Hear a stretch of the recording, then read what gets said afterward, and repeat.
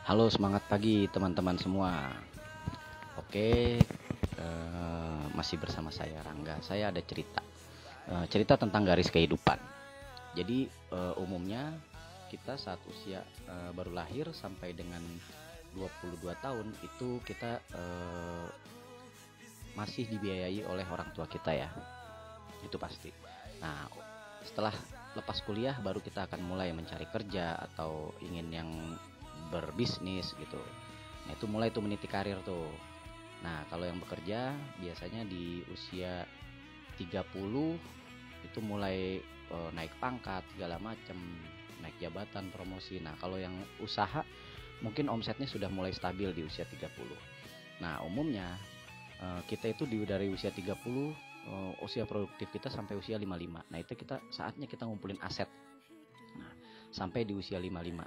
Nah, ketika di usia 55 sudah tidak produktif, nah kira-kira gimana aset yang kita kumpulkan sudah cukup belum untuk membiayai hidup kita di 20 tahun ke depan. Nah, kalau seandainya udah cukup ya bagus ya, alhamdulillah, karena memang itu garis kehidupan kalau pesanan ya, sesuai pesanan. Nah, tapi permasalahannya kalau tidak sesuai pesanan atau tidak sesuai keinginan kita, jadi ada dua.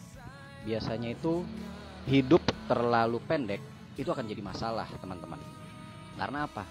Ketika kita sedang mengumpulkan aset, tiba-tiba terjadi resiko, ya misalnya di PHK atau usahanya bangkrut. Nah, mungkin itu sifatnya tidak tetap ya, sementara. Nah, tapi kalau terjadi resikonya itu yang sakit kritis, terus juga cacat total, bahkan meninggal dunia. Nah, itu yang sifatnya tetap. Nah, kira-kira bisa nggak kita dapat uang lagi keluarga kita? Nggak bisa kan? Mungkin bukan aset warisan yang kita tinggalkan, bahkan ya bisa-bisa hutang yang kita tinggalkan untuk keluarga kita. Nah, yang kedua itu permasalahannya hidup terlalu panjang. Dan ternyata teman-teman, hidup terlalu panjang itu juga bisa menimbulkan masalah. Nah, ketika kita sudah tidak produktif, tapi di sisa umur kita itu kita tidak punya simpanan atau jaminan hari tua untuk 20 atau 25 tahun ke depan, kira-kira bagaimana? Sementara kita sudah tidak produktif, biaya hidup masih terus diperlukan karena masih berjalan kehidupan. Nah, kalau kita mengandalkan anak ya bisa, tapi kalau anak kita itu bagus ekonominya dan juga mungkin sayang terhadap kita sebagai orang tua. Nah, kalau ternyata anak-anak kita cuek atau ekonominya mungkin tidak lebih bagus dari kita, bagaimana? Nah, kira-kira jadi masalah nggak? Nah, memang seringkali itu terjadi di kehidupan kita ya teman-teman ya. Nah, sekarang kembali lagi kepada kitanya, kira-kira sudah mempersiapkan sejauh mana kita untuk menghadapi kehidupan seperti itu. Ini sudah banyak terjadi di lingkungan, di lingkungan saya sudah banyak terjadi.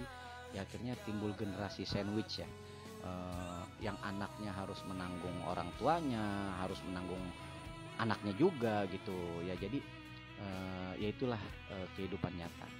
Nah, sekarang kembali lagi kepada teman-teman, sudah sejauh mana teman-teman mempersiapkan finansial untuk menghadapi kemungkinan yang terjadi di kemudian waktu. Oke teman-teman, terima kasih. Begitulah cerita singkat dari saya, cerita garis kehidupan. Semoga bermanfaat. Salam sehat untuk teman-teman dan kita semua. Jangan lupa ngopi dan jangan lupa bahagia.